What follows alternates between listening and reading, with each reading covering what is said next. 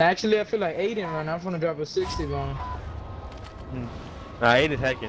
Aiden's hacking, you think? That's good. He doesn't sleep though.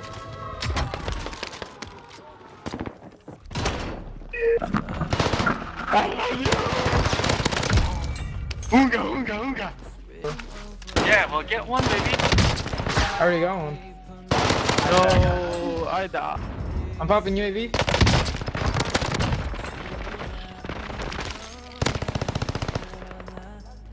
Hey, right here, chasing me. Go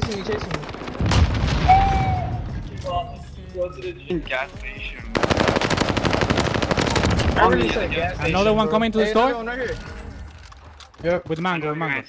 I see him. He's leaving. He's running. Almost Tag there. them. I tagged them. The kid that just landing in. Tag them. I'm talking prison.